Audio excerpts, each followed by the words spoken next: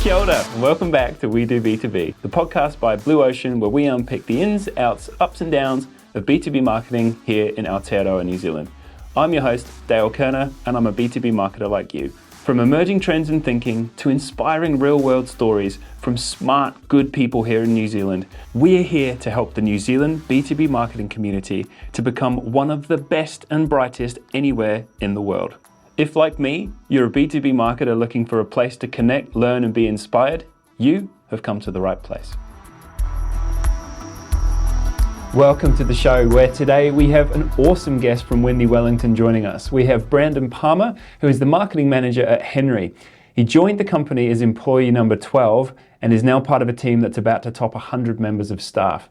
We're here to unpick everything from managing small budgets and growing into big ones, the transition from performance marketing to brand marketing, but importantly, making sure that you've got the right team around you, the approach to building a marketing team robust enough to carry you forward. So without further ado, let's join the conversation. Yeah, thank you for joining us today. Brandon, super excited to talk through some of your background on your journey as a marketer and at Henry. We obviously know each other from our personal lives as well as kind of crossing over points in time professionally as well. So you're really looking forward to picking your brains and hearing a little bit about your journey. Take us away. Let's get the elevator pitch on Brandon Palmer, who you are and where you're from and what you do. Yeah, sure. I'm from the States. I got into marketing randomly, which I think a lot of people do. I think a lot of people just sort of fall into marketing. For me, it was like I knew someone who was starting a company and they were hiring a bunch of people to help with marketing, specifically like SEO and content. So I came along for the journey and sort of haven't looked back. It was mostly like SEO and content marketing stuff in the States. And I moved to New Zealand and I got a job at the TAB, which is the sort of local gambling authority. This is a New Zealand audience, so they probably already know that. Just had a really great manager, like one of those managers who really challenges you to sort of, look upwards and sort of try new things and experiment and upskill. And so I got like a really broad sort of digital marketing skill set. I guess I became a bit of a generalist in terms of the skill set, but then in terms of my focus area, my sort of strategic thinking, it was very sort of customer acquisition focused, which is what the TAB was all about then. And so those two qualities, the sort of generalist in terms of marketing and the customer acquisition mindsets, made me like a really perfect fit for Henry because they were sort of small. They were looking to hire their first marketer. And so they needed someone who could do sort of like all the things in terms of marketing, but they were looking for customer acquisition, of course. And so, it was a really nice fit for me to come and start and be the first marketing resource at Henry. I was employee number 12. So on the ground from the very early days at Henry, when we were just a small group of people in a tightly, tight office space. Haven't really looked back with them. Like it's been a really amazing journey growing with Henry, growing myself and growing Henry into being like a really big company. So for those listening who live under a rock, could you take us through a little bit about Henry and what you do, what the business does? Yeah, of course. So what are we? We are an accountant and tax automation tool for sole traders. That's the really succinct way of putting it. So I guess it probably would help to describe who sole traders are. So sole traders are anyone who's self-employed. So think, independent contractors, freelancers, tradies, anyone who works for themselves and doesn't have a company structure around their business is a sole trader. And traditionally, they've been on the hook for managing all of their tax and financial admin themselves. They don't have that company sitting over the head of them, over the top of them, sort of managing their tax payments and all their tax obligations for them. And so it's always been like a huge point of stress for anyone, especially people starting out as a sole trader for the first time.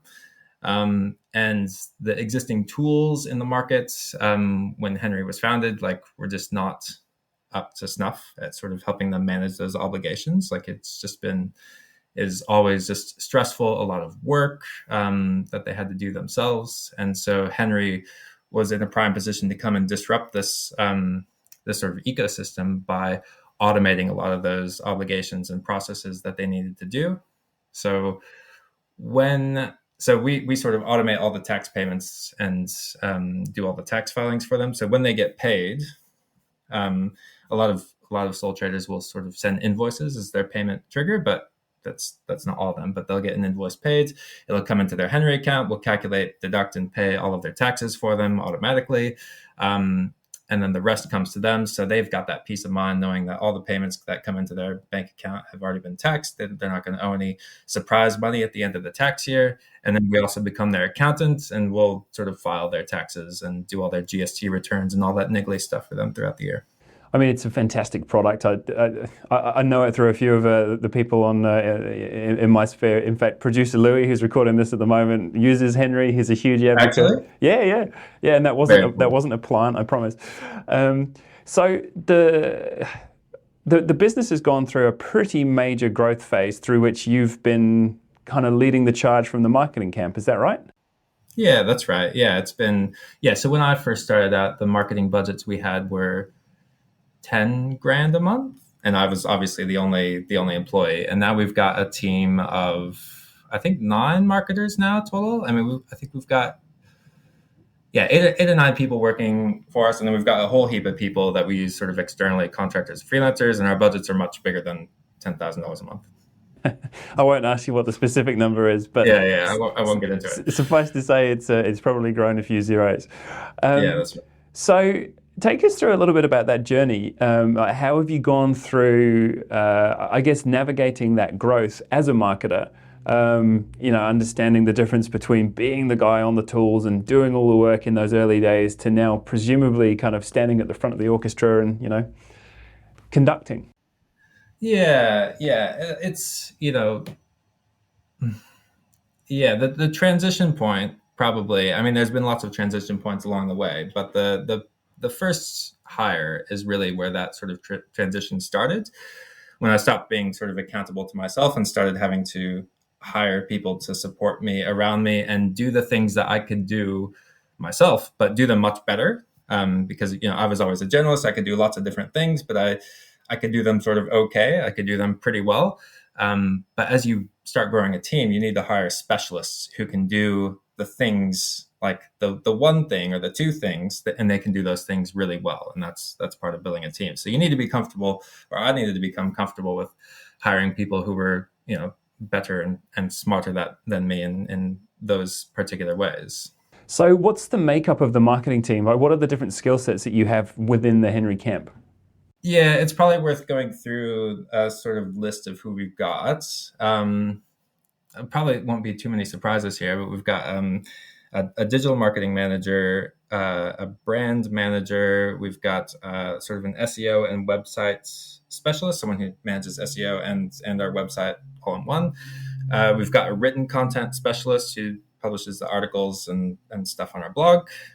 We've got a social media specialist. We've got an email marketer who does sort of the sort of nurturing of the leads that we get, the sort of signups we get into the Henry app. And we've got a marketing coordinator who sort of helps with a lot of different, like moving a lot of different marketing pieces around. And what was the order? Like, what order did they come on board in? Who was that first hire? Yeah, the first, and this has a lot to do with because we were a startup, and so the co-founders were sort of heavily involved in a lot of the day-to-day stuff initially. And so one of the first things we wanted to do was get one of the co-founders, James, off of like managing the website, because he had been managing the website. And so the most important thing was just freeing up his time more than my time. And that was, so we hired Alicia, who's our website extraordinaire. She now like has, and for for several years now has looked after the website in a really masterful way. It is quite interesting, that website piece. It's that resonates with me, certainly from Yeah. our side. Just knowing that, it's often one of the first things that people like to try and take off of their plate. Yeah. I mean, imagine trying to market without having a website, right? Like, what would we be without a landing page? I mean, particularly for an app, right? Yeah, that's right. Yeah, that's exactly right. Yeah. One of the things that you and I have kind of had a little bit of a chat about this conversation before we started, but hiring is one of the things that you've kind of flagged as one of the major milestones in that growth journey from sole marketer to really running a department. What are your kind of like takeaways from that space? Have there been any major moments along the way where you think, oh God, I wish I'd known different or would have done that different? What have you learned from hiring a team of 9? And presumably, I guess there's been a few kind of ins and outs along the way as well. Yeah, yeah. I mean, yeah, hiring is crucial. Like it's such a I think of it as a really high stakes game. And no moments in particular that I want to highlight, but maybe I'll just go through and maybe talk generally about it. But like, I don't know, you just really want to get hiring right. And I've been really fortunate, and we've been really fortunate at Henry, for our marketing team. We've hired some amazing people, both like culturally and sort of technically, sort of professionally. So we've built like the marketing team right now has just a fantastic culture and vibe and great sort of capability across the team. So very fortunate, and not a lot of like negative things to call out in the hiring space. And that it's important to sort of call out that it's not lucky that that's happened. It's due to the process that we have hiring people at Henry. There's a whole process that we have to go through, and I had to learn that from the people around me. The co-founders in particular were very put a lot of emphasis and rigor behind our hiring processes, and I found that quite frustrating at first, right? Like I thought it was just a two-step process. You hire people and you go faster, right? But that's not the way it works. Even if you hire the right person, in fact, like initially you go slower, right? But if you hiring the wrong person, like it can take, and I haven't really experienced this myself, but I've seen it from, other teams and other businesses, that hiring the wrong person, it can take you months to sort of even get back to the pace where you were going before. And even then you're not going faster, right?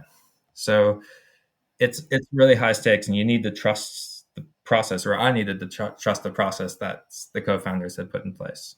I love the fact that you touch on the fact that it's like making good hires.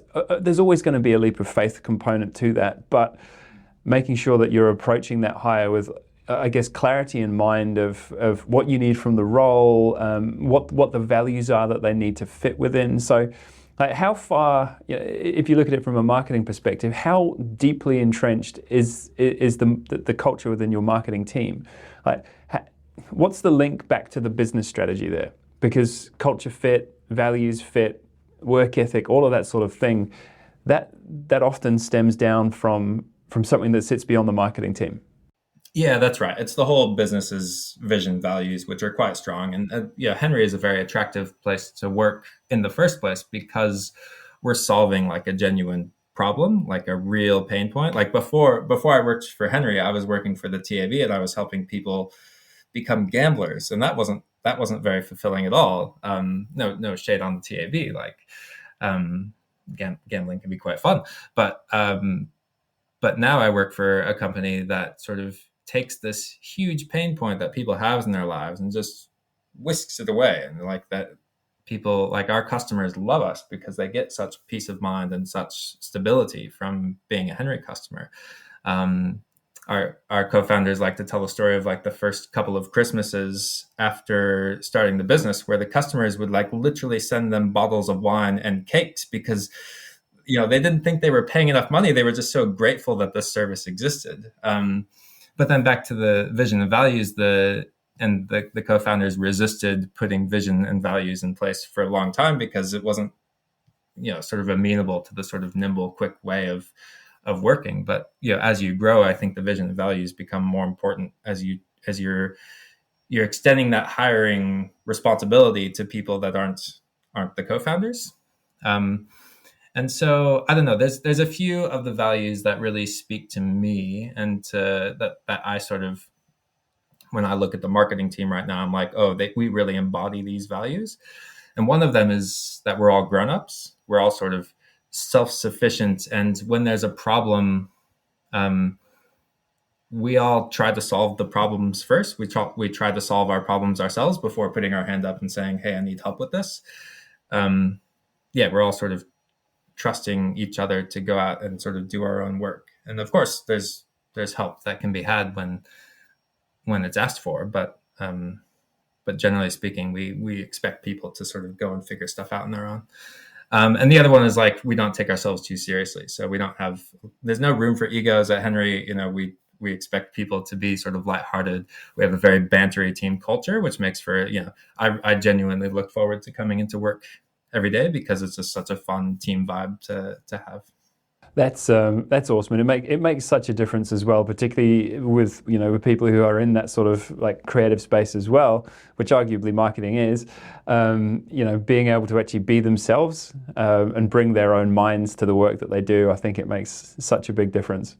Looking through that journey, like you said, you entered the business really with a generalist and a really, really strong digital skill set, and I know your digital skill set.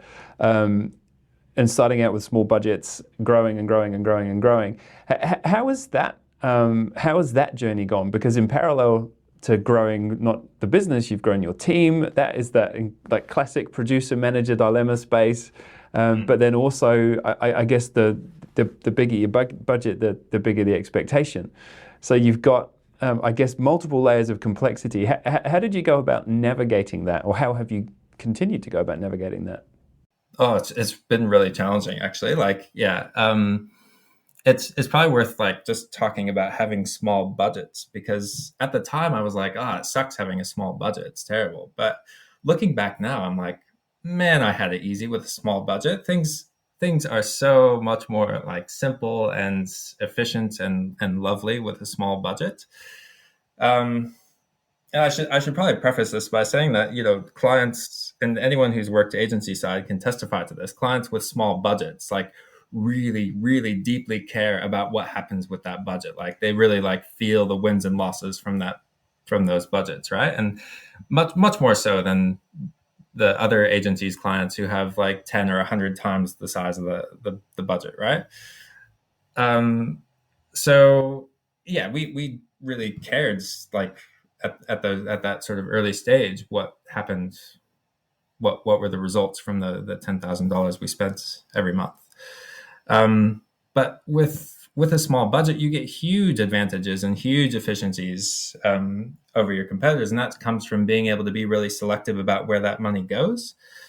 So firstly, you really need to understand your audience. So target audience, you need to understand who your highest value customers are. This is obviously sort of a customer acquisition sort of minded or framing of this problem, but you really need to understand your highest value customers and your lowest cost to acquire customers. So just being like relentlessly focusing on who your customers are, and then just sort of refining that over and over and over again. I mean, for us, it was contractors and freelancers were our two sort of early adopter, high efficiency, high value customers. There's a million types of sole traders, but we just focused on those sort of two broad-ish types of sole traders, and that was really valuable for us in the early days at Henry. And then, in terms of being really selective with where that money goes, you also think sort of channels, and all you're doing with $10,000 a month is just focusing on two channels. It's just those two performance channels, right? It's SEM, Google search, and Meta. And like, if you're spending anything outside of those two channels, for most businesses at least, you're just wasting money. Or you're just being less efficient than you could be. Especially for a startup that has no real brand awareness. Like SEM is fantastic because it's just capturing that demand that's in the work. You just find the keywords that align with your pain points and your customers. So for us, that was like freelancer tax and freelancer name of competitor. And those types of keywords were just hugely efficient for us. And we put the vast majority of our SEM spend into those types of keywords and got massive huge gains from those. And then from the Meta perspective, what were your go-tos there? Yeah, I mean, Meta's different. Meta's less. I mean, it's still demand capture, but Meta's just a brilliant platform for advertising, just because there's great targeting options.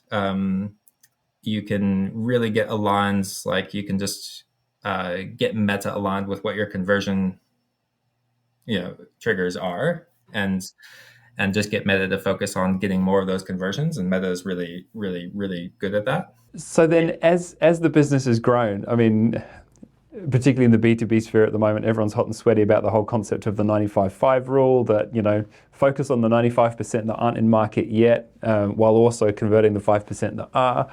So, when you talk about your initial kind of kickoff phase there, you're focusing very much at the bottom end of the funnel, people who are, problem aware, maybe not yet solution aware, but really kind of snagging people who are at the pointy end.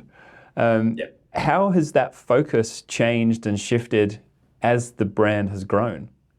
Yeah, I guess there's two sort of things happening here. So like when you're spending $10,000 a month, like you're better off just capturing all that demand and just providing amazing service to those customers, because what we're talking about with that 95/5 is creating future demand, right? Yep. And one of the best ways that we found to create future demand is to just provide outstanding service to our customers, because they go on and they talk to their friends and family, and they do that brand awareness piece for us. So that's really one of the success points that we've had, is providing great service, and then the word of mouth just sort of takes care of that brand awareness itself. It's been a huge part of our success. But now I would compare that with my ride home from work yesterday, when I followed a bus home on my bike that had a great big Henry ad shell on the back of it. Yes. So that's going way beyond word of mouth. So Totally. how does that piece fit?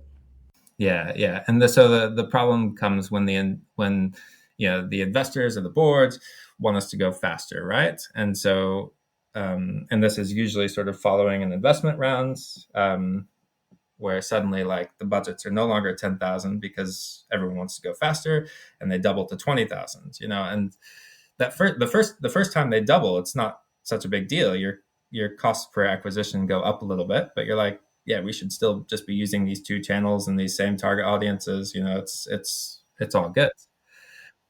And then they double again, and your cost per acquisition, suddenly you're spending 40K, and you're like, oh, our cost per acquisition went up considerably there. It's still within our efficient range. Like, we're still overall happy, but it is a little concerning that the cost per acquisition went up so much there.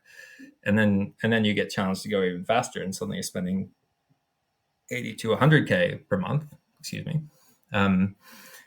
And you just hit a wall, right? Like suddenly the performance channels just give out, because you're spending way more than there is demand in those channels. And so every additional dollar you spend on Meta isn't giving you any marginal benefit. Like, there's literally no benefit you're getting. You might as well just cut that money and not spend it at all. And so suddenly we were like, shit, we have to find new channels. And so I don't know, it was just a conversation between me and the CEO back then, I think. And it was just like, should we buy some bus backs? we didn't know what else to do. I'm simplifying. Like, we tried a bunch of different things, but like one of the first like big ideas, and I call it a big idea, but like one of the first like new things that we tried was just putting 30K into some bus backs in Wellington. It was like a hyper like geo focused campaign. Bus backs ran for a month. There were a few billboards as well. It was smart to like put all that into a tight geographic area, but then I was looking at the performance, and you have to remember that I was sort of stuck on that addiction of the performance marketing, where you spend $1 and you know exactly what you got for that dollar, right? And I'm like looking at our signups from Wellington in the weeks following that bus back campaign. I'm like, we're not getting anything. Like, this is a complete waste of money. And the problem, like, and you're probably getting there a lot earlier than I did, but the problem was that I'm holding a brand marketing play to performance marketing standards, right? And brand marketing, again, to that 95.5, is all about creating future demands. And performance marketing is all about capturing on that existing demand. And this was a lesson that I just had to learn the hard way. It took me a long time to sort of learn that brand marketing has different KPIs and different goals than performance marketing. And now we're in a pretty good place with it, where we do invest a lot in brand marketing. And this is particularly helpful in our new territories. We're now in Australia, and we're doing a lot of brand marketing there because that's the best way for us to sort of grow the long-term trajectory of Henry faster than it would be if we just focused on performance. So, like you talk about the performance marketing metrics, and you're all over them. Even just the language that you use tells me that you'd probably have within 50 cents a pretty good idea of what customer acquisition should cost you guys. But Yes. how do you then approach quantifying the impact of brand? Because this is one of the big challenges is as the pendulum, I think, swings from that performance space into the brand space, is, well, marketers, and particularly B2B marketers, have got to be able to justify the work that they're doing. But how do you send that up the chain? How do you put that in the pack that goes to the board that says, yep, those bus backs were a good choice? Yeah, I mean, part of marketing is letting time pass and letting, you cannot tell this story immediately, right? You need time. And sometimes when you try to tell the story too soon, you get yourself into trouble. And so it is a little bit asking for a leap of faith from the board and the execs, but they're experienced investors, and the co-founders of the company are experienced at running companies, and we've been on this journey together. So yeah, I think we've got to a good place now where we know that, and back to sort of how you quantify the impact of brands. Like initially, like there's time frames, right? In the first as the brand campaign is going live, all you're looking for is like your cost per views and how efficient your impressions and website traffic and all those metrics are. You're just looking at the sort of effectiveness. And then you can start doing, a little later on, you can start doing things like brand recall and sort of brand awareness metrics. But again, like that's nowhere near converting into actual signups and actual activations, new customers coming through the door and actually paying for the service. That comes 6, 9, 12, 18, 24 months later, right? And that's only something you can learn by going through that 12, 18, 24 month period, and then like seeing that. So that Wellington bus back campaign, for example, we didn't see the benefits of that for at least 6 months, probably a year, and then we started noticing that Wellington is showing a little stronger affinity for we're able to spend more in performance marketing in Wellington than we are in Auckland relative to the size of the population. Why is that? Does it relate to the bus back campaign? Maybe. Yeah. But I actually love that as an approach to quantifying long-term demand generation, is using the performance piece as a gauge that says how much demand can we possibly spend on. That's a really, really neat approach to actually, I suppose, trying to quantify that. Are there any other tools? Do you guys use like Google Trends and things like that just to monitor brand search? Anything else that you kind of throw into the mix? Yeah, we used Tracksuit to sort of monitor our sort of brand awareness over time. We're still relatively new to using it. The best, I mean, as you've already sort of caught on, the best way we use to measure the effectiveness of brand stuff is just how much can we spend on performance channels in those areas, which I think is by far the best measure of how successful a brand campaign has been. Like what's the sort of, what does Meta think about how efficient you are in those areas where and this is why when you're doing brand campaigns, you need to be, you can't just go nationwide. You can't just put little money everywhere. You need to spend in sort of tight geographic areas. So then you And that's how you sort of get a sense of the effectiveness of that brand campaign, is you can then observe what happens in performance and other things in those geographic areas. So even though we're spending quite a bit more money now, we're still usually going with a geo-specific approach to our campaigns. And I guess that's about just focusing that budget on an area where you've got enough visibility, you've got enough frequency to actually be making a difference. And the fact that you then pair that up with the performance piece means that the work is inherently revenue and sign up and sales metrics focused, it's an awesome approach. I really like that. Yeah. Thanks. So, where does creative fit into all of this? Because you guys do things a bit differently. Yeah, and this has been refined over years. We've operated under many different models, but the way we've ended up now is that we still, and this applies to many of the ways we think we sort of operate, is that we still think of ourselves as a startup. Yeah, it's a fantastic mindset. And so with creative, the way I'd characterize our creative sort of production machine is that we are nimble and we are quick to get creative out the door. And let's compare. If you think about the way like a big corporation does creative, right? They start with like a very formal creative brief that's taken, at least a week or two to write. That's filled with data and spreadsheets and sort of a business challenge or a business case or something like that. That creative brief gets approved and it goes to an external agency for scripting, and then the script needs to come back and sort of go through about 30 review cycles with legal and risk and brand and whatnot. And then only at that point, which is like, at least a month after starting, are you in pre-production, and you're still like 6 to 8 weeks away from having the assets back with you. And so when that's your model, doing anything sort of topical is kind of out of the question, right? Like you can't react to current events because it's going to take you 3 months to sort of respond, and by then the zeitgeist will have moved on. So our mindset is that speed is very important in terms of creative. And so we're slower than we used to be, but we can get a new piece of creative out the door in 7 or 8 working days, something like that, from the time that sort of concepted up to the time it sort of goes into our digital channels. And what this means is we often don't go for big production value. I mean, most people are watching on a phone anyway, so production value not as important as it was 20 years ago, and it's important to remember that. But because we're going fast, we get faster learnings. We're able to get more creative out, so it becomes a little bit more iterative.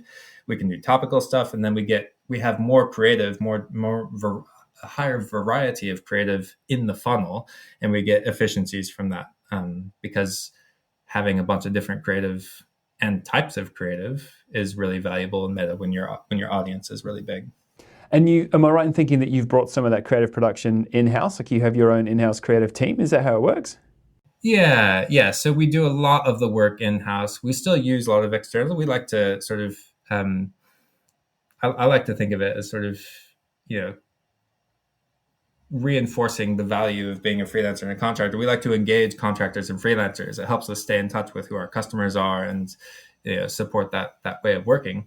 But yeah, whenever possible, we bring roles in-house. So we have our brand manager who does a lot of the scripting, and then we have a sort of creative consultant in Australia who works sort of part-time with us. So it's almost like an in-house creative agency that works for Henry.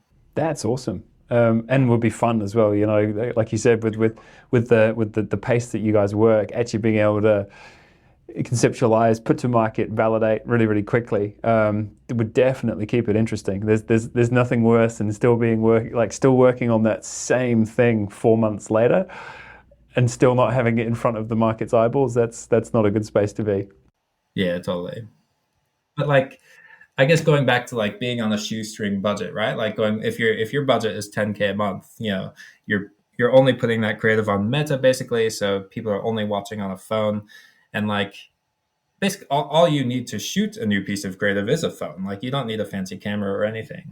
User generated content, it pains me to say it, but it's amazing for for marketing, right? It's really like well scripted messaging combined with social proof, and those two things are very powerful in a marketer's hands, right? So what I'm hearing now is that we probably need to make sure that whoever signs off on your marketing budget doesn't listen to this podcast. Yeah, basically. Yeah, I don't know. No, but I love the mindset. I really do. But I think what you're kind of touching on there is that you guys have an approach to making lots of really sharp, fast, snappy decisions. How do you then go about the bigger things, like the move into Australia and what that go-to-market rollout looked like? How do you guys approach those bigger decisions? Yeah, I mean, and those aren't sort of marketing decisions; those are sort of wider business decisions. And we've got a great team of people in the business who spends months and pour through a bunch of data to sort of figure out what the next territory is, who our target customers are going to be in those markets, who our first customers are going to be.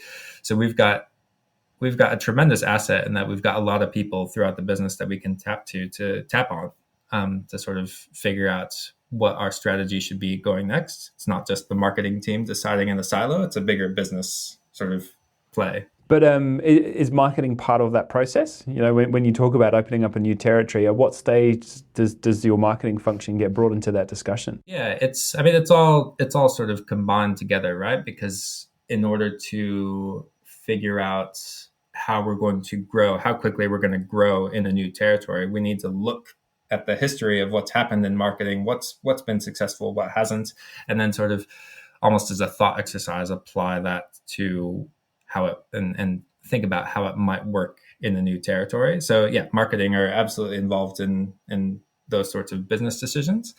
Okay, look, we've touched on some really, really interesting topics through this conversation so far. We started off with going from being employee number 12 to having almost 12 of them reporting to you, which is, that's a big shift. There's a big journey there. We've talked about that startup and small budget mindset and the benefit of that when it comes to actually making smart decisions. The growth from being a smaller team to managing bigger budgets and what that looks like, as well as in your approach to going out. And I really like how candid you are in talking about the managing of brand marketing when you've come from a performance background. So is there any kind of advice, tips, reading, anything outside even the sphere of marketing that you would recommend other marketers on that journey should consider or look into? Well, when we hire someone onto the team at Henry, the first thing we put on their plate is CXL. Do you know CXL? No, take me through it. It's basically a sort of an online learning course for marketers. It's like a whole set of courses, basically. It started by Pep Laya, I think. Oh, Pep Laya from Winter. Yeah, that's right, from Winter. Yeah. So this was, I think it was his first business, which is basically sort of an online learning program for marketers. And it started as a conversion rate optimization course, just like a single course. And it was like the gold standard for what online learning should be for marketers. Highly recommend that course. But it's since been expanded, and it's sort of the whole remit of marketing. So if you want to learn about how to do brand marketing or how to do sort of website analytics or stuff like that, like you can just go to CXL. So whenever we have a new starter, there's almost certainly like a module or a set of courses that is relevant to what they'll be doing here, especially if they're sort of in more of a junior role. We just sort of put that in front of them and say, 2 to 3 hours a week, just spend and, look at these resources. And there's a lot of sort of practical sort of learning exercises that you do as part of it. Just brilliant. Highly recommend.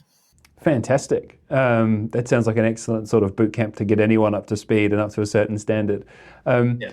How about then at the leadership end of the spectrum? Because, managing a team of people and leading a team of people as well, like, are there any areas that you've kind of read into and learned from? And it could be formal learning, it could be on the fly, it could even be someone that from a completely different walk of life. In terms of leadership, learning is very much, for me, it's been learned by doing. Like, you kind of have to I don't know, get in the weeds yourself. You have to make some mistakes and sort of learn from there. And I sort of, I've been, I have some great leaders in the business around me that I can sort of look to and ask questions to. So it's very much sort of a practical, pragmatic, hands-on sort of learning approach I've taken to that. And I've got sort of leadership experience from other aspects of my personal life as well. So it hasn't been a huge sort of shift for me. But yeah, I'm a big believer that, we're lifelong learners, and whenever we make a mistake, there's a chance to learn from it. And I think that applies particularly to sort of leadership. I'm fully with you on that. So are there any kind of closing thoughts that you would give, or ideas that you would suggest to someone who is, let's say, marketing manager, they've maybe got 2 people working, reporting back to them, and the opportunity of more? What advice would you have appreciated back then when you were in that stage? I think it's got to come back to hiring. Hiring is so important. We've hired some crucial people over the years. I think a little bit of patience is required. As an example, we just got a contract signed for sort of our second digital marketer here at Henry, and we opened this role in January, and we've been through half a dozen recruiters and a bunch of different pushes to get this role filled, and we haven't been able to find the right person. I don't know what that's accountable to. I don't know if it's a really tough market for digital marketers. Maybe you can speak to that, but we just found it really tough, a tough role to hire. And at several places along the way, I was like, should we compromise and just hire this person? But going back to that process, hiring the wrong person is going to set us back. So, and being patient is the right way to go. So trust the process and be patient, and eventually you're going to find the right person. I think that applies to more than just hiring. Trust the process and be patient. Again, it's a perfect reflection of the brand piece that we talked about earlier on. It also extends to your own career development. Making sure that you take things at a good pace.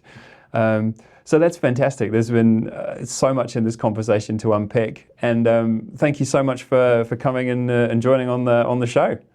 Not a problem. It's been a pleasure. Thanks for having me. Fantastic. That's that. Thanks for listening to We Do B2B by Blue Ocean. Now, brace for CTAs. If you want to join and grow the community, make sure to subscribe wherever your eyes and ears absorb information. Don't forget to switch on notifications so you know when the latest episodes drop. And for more B2B goodness, be sure to follow Blue Ocean, the B2B agency, on LinkedIn. Now look, you know how this next piece works. The more reviews we get, the faster this thing grows. So please do for us what you hope your customers would do for you. Leave a review and share your thoughts. Let's stay connected and keep the B2B marketing conversation going.